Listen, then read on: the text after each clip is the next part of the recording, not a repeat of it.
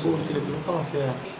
Blood से संबंधित जो रोग थे वो आप लोगों को मैंने कंप्लीट करवा दिए है। उसके बाद में आप लोगों को इस ब्लड चैप्टर में नया टॉपिक कंप्लीट करवाने जा रहा हूं जिसका नाम है रक्त का थक्का, ब्लड क्लॉटिंग।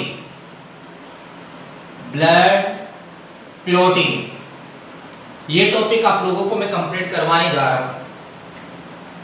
रक्त का थक्का, ब्लड क्लॉटिंग। देखो वैसे आपकी बोर्ड एग्जाम की दृष्टि से ये पॉइंट इंपॉर्टेंट है और यहाँ से आपके एग्जाम में क्वेश्चन पूछा जाता है, लेकिन यहाँ पर आप लोगों को मैं इसे ब्लड क्लॉटिंग है इससे संबंधित जो डिटेल बता रहा हूँ, इसके नंबर वाइज पॉइंट आप लोगों को समझते जाने हैं।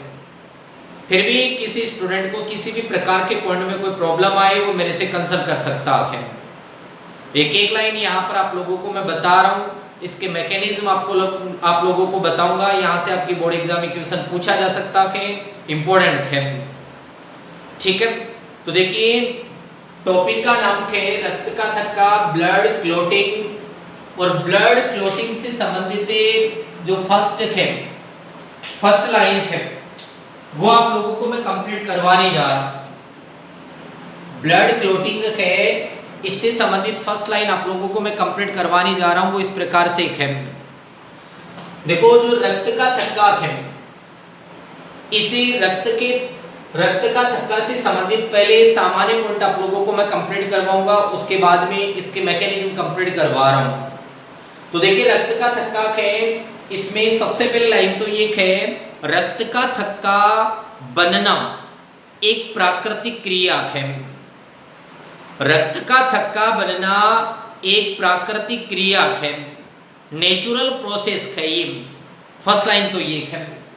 तो पहली लाइन है रक्त का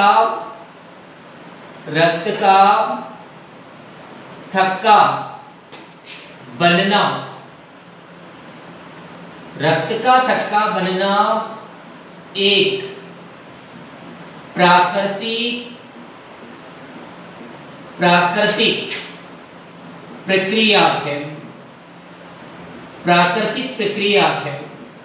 ये फर्स्ट लाइन है। सेकेंड लाइन ये है, दूसरी लाइन जो रक्त का थक्का है, इस रक्त के थक्के से संबंधित जो पॉइंट आप लोगों को यहाँ पर बता रहा हूँ वो इंपॉर्टेंट है। वैसे एग्जाम कॉम्पिटिटिव एग्जाम की दृष्टि से इंपॉर्टेंट है कि देखिए आप लोग जनरली अपनी लाइफ में ये देखते हैं जिस स्थान पर बॉडी कटती है उसी स्थान पर रक्त का थक्का बनता है।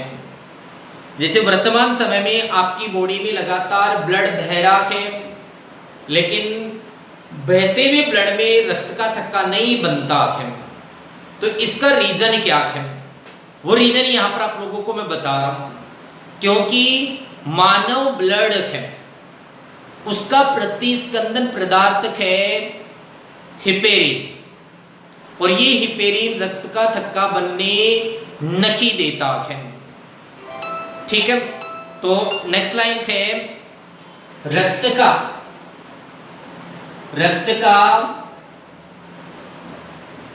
का थक्का बनने में, रक्त का थक्का बनने में समय लगता है 4 से 6 मिनट का। फिर क्या नेक्स्ट लाइन, अगली लाइन है रक्त का थक्का बनने में कुल कारक भाग लेते हैं, 13 कारक भाग लेते हैं। रक्त का थक्का बनने में कुल कारक भाग लेते हैं 13। इसके बाद में नेक्स्ट अगली लाइन जो इंपॉर्टेंट है, आपकी नीट एग्जाम में भी क्वेश्चन पूछा जा चुका है और जनरल कॉम्पिटिटिव एग्जाम में भी क्वेश्चन पूछा जा चुका है। रक्त का थक्का बनाने बनाने में सहायक धातु आयन, रक्त का थक्का बनाने में सहायक धातु आयन, तो इसका आंसर है कैल्शियम। कैल्शियम आयन है, ये ऑलरेडी एग्जाम में पूछा जा चुका है क्वेश्चन, कैल्शियम आयन। नेक्स्ट है रक्त का थक्का बनाने में सहायक विटामिन, रक्त का थक्का बनाने में सहायक विटामिन, और विटामिन है विटामिन के, विटामिन के भाग लेता है। इसके बाद में नेक्स्ट लाइन, अगली लाइन है रक्त का थक्का बनाने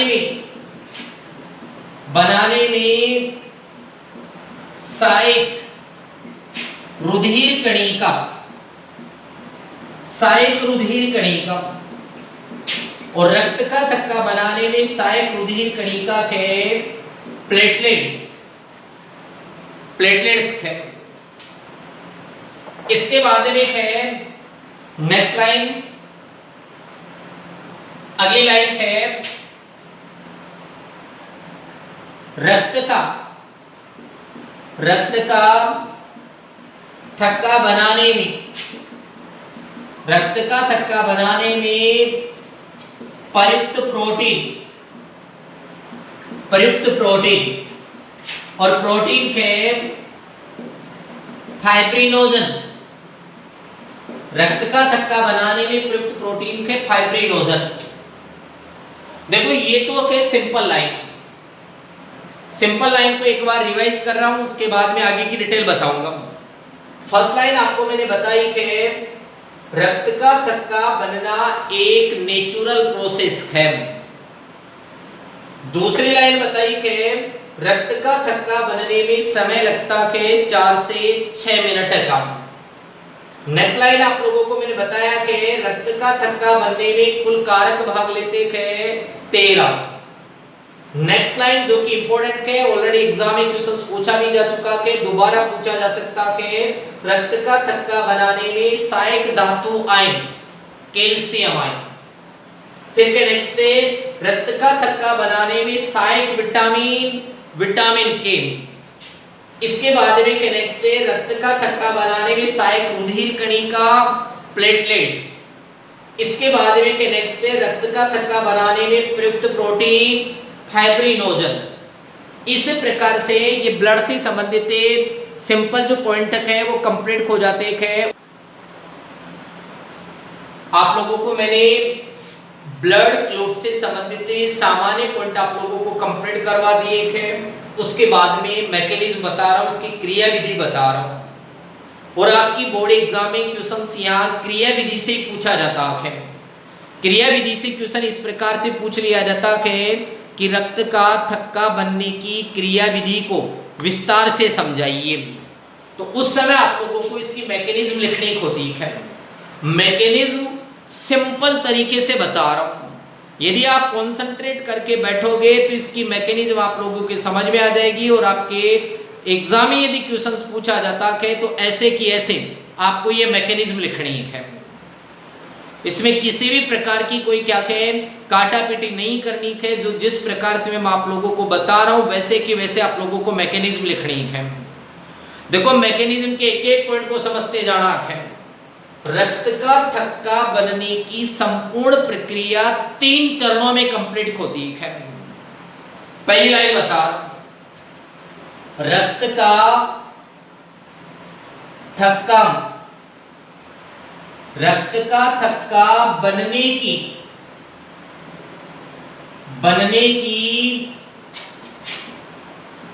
संपूर्ण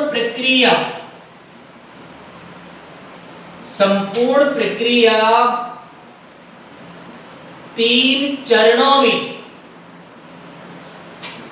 3 चरणों में पूर्ण होती है।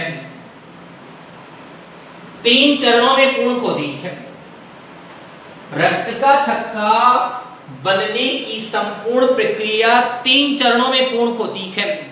डिटेल पूछी जाती है, टॉपिक लिखोगे मैकेनिज्म, क्रिया विधि, फिर उसके बाद में ये लाइन लिखोगे, रक्त का थक्का बनने की प्रक्रिया 3 चरणों में पूर्ण होती है। और 3 चरणों में से चरण फर्स्ट आप लोगों को मैं कंप्लीट करवाने जा रहा हूं। चरण फर्स्ट क्या है समझना है, जैसे मैं बता रहा हूं वैसे के वैसे लिखना है। देखो चरण फर्स्ट में है चोटग्रस्त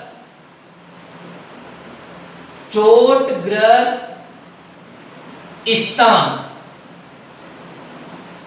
चोटग्रस्त स्थान, मान लीजिए बॉडी में किसी स्थान पर चोट लग गई है, तो चोटग्रस्त स्थान है, तो चोटग्रस्त स्थान से रक्त बहने लगता है।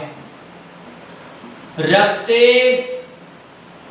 बहने लगता है, रक्त बहने लगता है।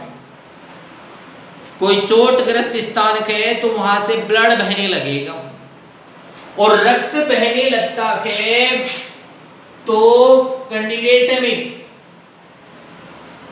प्लेटलेट्स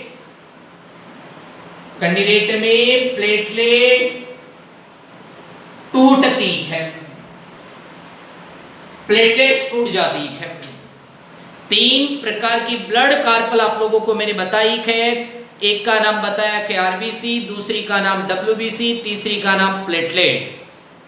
चोटग्रस्त स्थान से ब्लड बहने लगेगा तो प्लेटलेट्स टूटती है, और इन प्लेटलेट्स में भरा हुआ पदार्थ होता है प्रोथ्रोम्बोप्लास्टिन भरा हुआ होता है, जो कि अक्रियाशील प्रोटीन है। तो जैसे ये प्लेटलेट्स टूटती है तो प्रोथ्रोम्बोप्लास्टिन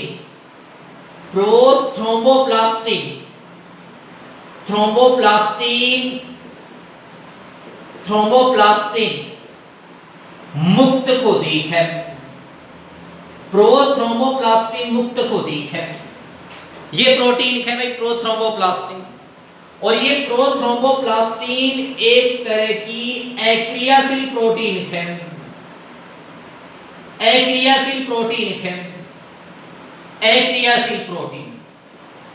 ये मुक्त होती है।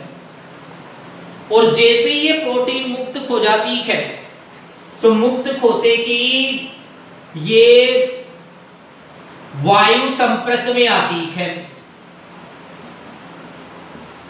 वायु संपर्क में,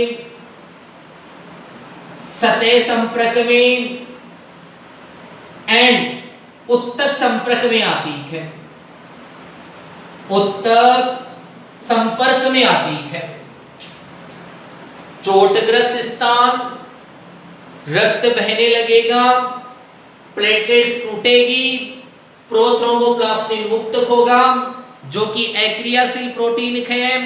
ये प्रोटीन वायु के संपर्क में आएगी, सतह के संपर्क में आएगी, उत्तकों के संपर्क में आएगी, तो ये चेंज हो जाता है थ्रोम्बोप्लास्टिन में, ये चेंज हो जाता है थ्रोम्बोप्लास्टिन में, जो कि इसका क्रियाशील रूपक है, जो कि इसका कौन सा रूपक है, क्रियाशील रूपक है। ऐसे एक चरण कंप्लीट हो जाता है। पहला चरण कंप्लीट होगा तो ही दूसरा चरण कंप्लीट होगा।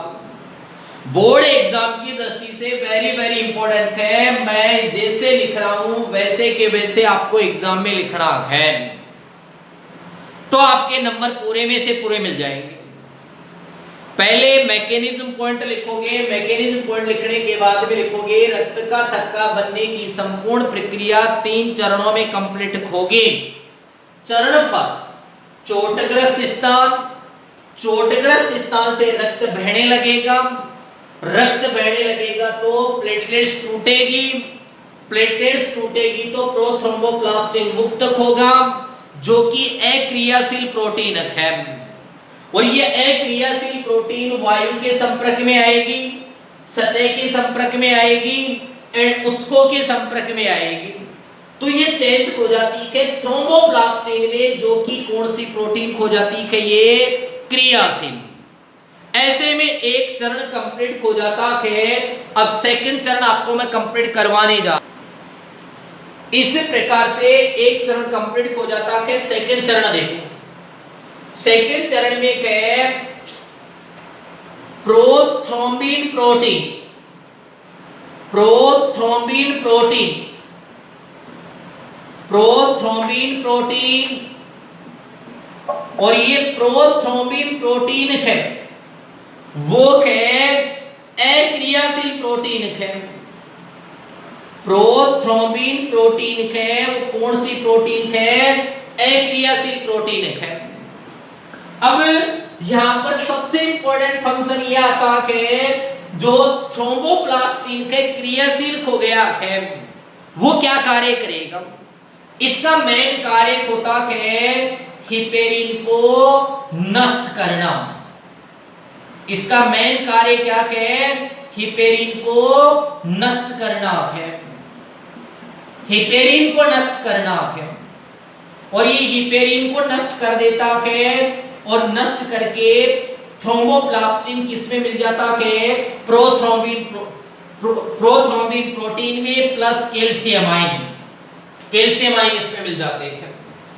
और जैसे ये सब मटेरियल इसमें मिल जाते हैं तो ये चेंज हो जाती है थ्रोम्बिन प्रोटीन में, ये चेंज हो जाती है थ्रोम्बिन प्रोटीन में, जो कि इसका कौन सा रूप है, क्रियाशील है, जो कि इसका कौन सा रूप है, क्रियाशील रूपक है। ऐसे दूसरा चरण कंप्लीट हो जाता है, यानी कि ये चरण कंप्लीट होगा तो ही ये चरण कंप्लीट होगा। एक बार रिवाइज कर देता हूं, उसके बाद में आप लोगों को मैं थर्ड चरण कंप्लीट करवाने जा रहा हूं। फिर भी किसी स्टूडेंट को कोई प्रॉब्लम आए तो वो मेरे से कंसल्ट कर लेना। मैं आप यहाँ पर आप लोगों को जो मैकेनिज्म बता रहा हूँ, हालांकि आपकी बोर्ड एग्जाम की दृष्टि से ये पॉइंट इंपॉर्टेंट है, और जिस प्रकार से मैं यहाँ पर आप लोगों को ये चार्ट कंप्लीट करवा रहा हूँ वैसे ही आप लोगों को एग्जाम में लिखना है। तो देखिए आप लोग हेडिंग लिखोगे मैकेनिज्म क्रियाविधि, क्रियाविधि लिखने के बाद में सबसे पहले लाइन लिखोगे रक्त का थक्का बनने की संपूर्ण प्रक्रिया 3 चरणों में कंप्लीट होती है। 3 चरणों में से चरण फर्स्ट में सबसे पहले लिखोगे चोटग्रस्त स्थान, चोटग्रस्त स्थान से रक्त बहने लगता है, प्लेटलेट्स टूटती है, प्रोथ्रोम्बोप्लास्टिन मुक्त होता है, जो कि अक्रियाशील है। ये वायु संपर्क, सतह संपर्क एंड उत्तक संपर्क में आती है, ठीक है। तो ये चेंज हो जाती है थ्रोम्बोप्लास्टिन में, जो कि क्रियाशील है, और इसका मेन फंक्शन होता है कि ये सबसे पहले हिपेरिन को नष्ट कर देती है, और हिपेरिन को नष्ट करके ये कैल्शियम आयन को सक्रिय कर देती है, और ये थ्रोम्बोप्लास्टिन एंड कैल्शियम आयन किसमें मिल जाते हैं, प्रोथ्रोम्बिन प्रोटीन में, और ये प्रोथ्रोम्बिन प्रोटीन किसमें चेंज हो जाती है, थ्रोम्बिन प्रोटीन में चेंज हो जाती है, जो कि इसका क्रियाशील रूपक है, जो कि इसका कौन सा रूप है, क्रियाशील रूपक है। ऐसे में चरण ये सेकंड कंप्लीट हो जाता है।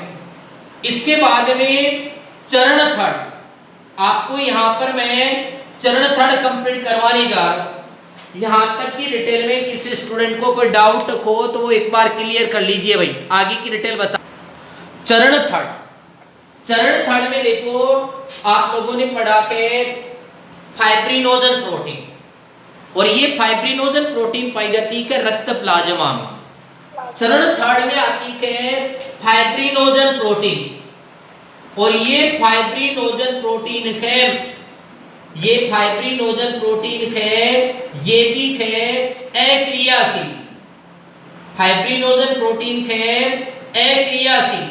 मतलब वर्तमान समय में आप लोगों के ब्लड में रक्त का थक्का नहीं बढ़ रहा है। क्यों नहीं बढ़ रहा है, क्योंकि आपके ब्लड में ये अक्रियाशील है, और जब ये क्रियाशील हो जाएगी तो ये पूरा प्रोसेस स्टार्ट हो जाएगा। और रक्त का थक्का बढ़ जाएगा, अक्रियाशील है। और इस फाइब्रिनोजन प्रोटीन में आकर के मिल जाता कि कौन, प्रोथ्रोम्बिन, यानी कि थ्रोम्बिन प्रोटीन। कौन सी प्रोटीन, थ्रोम्बिन प्रोटीन आकर के मिल जाती है। और थ्रोम्बिन प्रोटीन आते ही ये चेंज हो जाती है किसमें, फाइब्रिन में, जो कि इसका कौन सा रूपक है, क्रियाशील, क्रियाशील रूपक है। फाइब्रिन, फाइब्रिन का मतलब फाइबर, फाइबर का मतलब रेसे। अब इस प्रोटीन के रेसे बढ़ेंगे, धागे बढ़ेंगे। इस प्रोटीन के क्या बढ़ेंगे, रेसे बढ़ेंगे, धागे बढ़ेंगे। और उन धागों में रुधिर कणिकाएं अटक जाती है और अटक करके वहां पर क्या बना लेती है, रक्त का थक्का। तो देखिए लाइन ये है, फाइब्रिन प्रोटीन के, फाइब्रिन प्रोटीन के, फाइब्रिन प्रोटीन के रेशों में, रेशों में रुधिर कणिका, रुधिर कणिका अटक जाती है, अटक जाती है तथा रक्त का थक्का बन जाता है, तथा रक्त का थक्का बन जाता है। ये प्रोसेस है भाई पूरा। दोबारा एक बार प्रोसेस को रिवाइज कर देता हूं, उसके बाद में आगे का पॉइंट आपको मैं कंप्लीट करवाने जा रहा हूं। प्रोसेस आप लोगों को जो प्रॉपर में टॉपिक कंप्लीट करवा रहा हूं उसका नाम है रक्त का थक्का, ब्लड क्लोटिंग।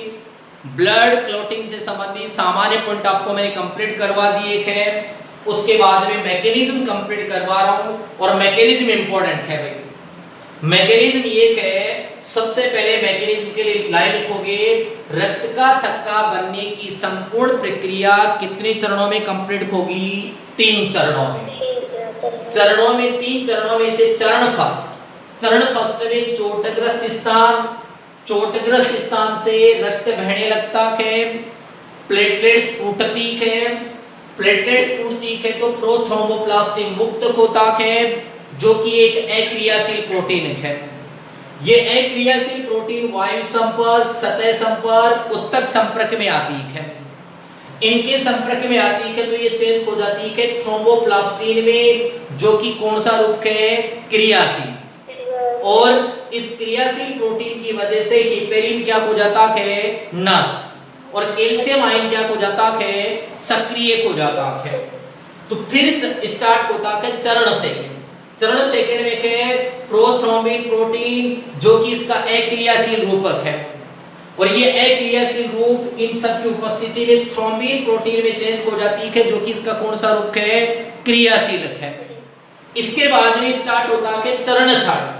चरण थर्ड में है प्रोटीन फाइब्रिनोजन प्रोटीन, जो कि अक्रियाशील है, और इस फाइब्रिनोजन प्रोटीन में थ्रोम्बिन प्रोटीन आकर के मिल जाती है, जो कि क्रियाशील है। और जैसे ये प्रोटीन आकर के मिलती है तो ये चेंज हो जाती है किसमें, फाइब्रिन में। और फाइब्रिन कैसा रूप है इसका, क्रियाशील। फाइब्रिन प्रोटीन के रेशों में रुधिर कणिकाएं अटक जाती है और रक्त का थक्का बन जाता है। ठीक है, इस प्रकार से ये ब्लड क्लॉटिंग जो पॉइंट है वो कंप्लीट होता है। रक्त का थक्का के इससे संबंधित की कुछ पॉइंट है, उनके बारे में आप लोगों को मैं यहाँ पर डिटेल कंप्लीट करवा रहा हूँ। देखो पॉइंट है, एक आप लोग वर्ड पढ़ते थे रक्त, एक वर्ड पढ़ते थे आप लोग प्लाज्मा, प्लाज्मा, एक वर्ड पढ़ते थे आप लोग सीरम, सीरम। ये 3 वर्ड है। अब बहुत सारे स्टूडेंट रक्त, प्लाज्मा, सीरम, इनकी डेफिनेशन डिफाइन नहीं कर पाते हैं। तीनों की डेफिनेशन यहां पर आप लोगों को मैं बता रहा हूं, और जो डेफिनेशन बता रहा हूं वही सही है, चाहे आपकी किताब में कैसे बताया हुआ हो, आप लोगों को वही डेफिनेशन याद रखनी है। ठीक है, तो देखिए पहले कहे रक्त। रक्त की डेफिनेशन क्या है, कहते किसे कह रक्त, तो रक्त की डेफिनेशन है रक्त प्लाज्मा, यानी कि प्लाज्मा, प्लाज्मा प्लस रुधिर कणिका, रुधिर कणिका दोनों मिलकर के क्या बनाएंगे? रक्त। ये तो रक्त की डेफिनेशन है। रक्त किसे कहते हैं, जिसकी डेफिनेशन हो जाएगी प्लाज्मा तथा रुधिर कणिकाएं आपस में मिलकर के क्या बनाती है? रक्त बनाती है। ठीक है। इसके बाद में नेक्स्ट क्वेश्चन आता है प्लाज्मा किसे कहते हैं? प्लाज्मा। इसके बाद में क्वेश्चन आता है प्लाज्मा किसे कहते हैं?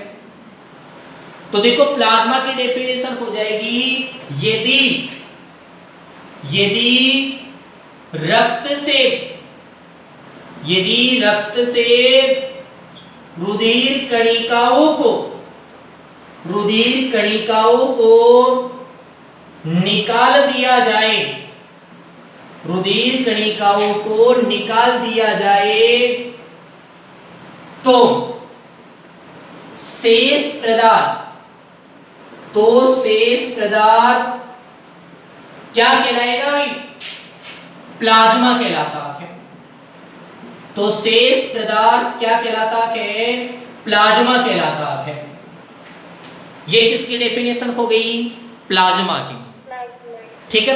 देखो डेफिनेशन दोनों दोबारा सुनना भाई। रक्त, प्लाज्मा तथा रुधिर कणिकाएं आपस में मिलकर के क्या बनाती है? रक्त बनाती है। ठीक है। फिर देखो प्लाज्मा, यदि रक्त से रुधिर कणिकाओं को निकाल दिया जाए तो शेष पदार्थ क्या कहलाता है? क्या कहलाता है? प्लाज्मा। अब क्वेश्चन बन जाता है सीरम किसे कहते हैं? सीरम किसे कहते हैं? तो देखिए सीरम के इसकी डेफिनेशन यहां पर बता रहा हूं। तीनों पॉइंटों को, तीनों की डेफिनेशन समझ लेना भाई। यहां पर आप लोग रक्त प्लाज्मा के इसमें 3 प्रकार की प्रोटीन पढ़ते हैं। पहली प्रोटीन जिसका नाम एल्ब्यूमिन, दूसरी प्रोटीन ग्लोबुलिन, तीसरी प्रोटीन फाइब्रिनोजन। ये तीनों प्रोटीन कहां प्रेजेंट होती है? रक्त प्लाज्मा में। ठीक है।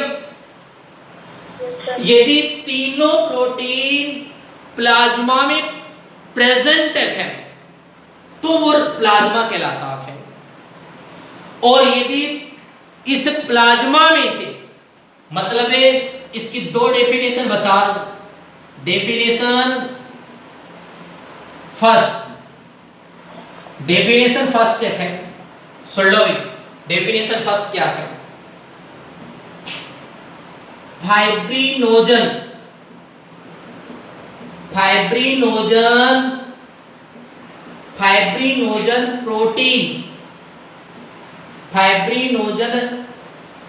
प्रोटीन रहित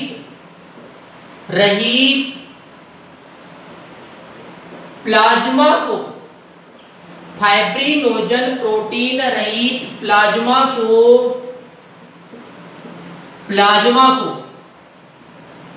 सीरम कहते हैं।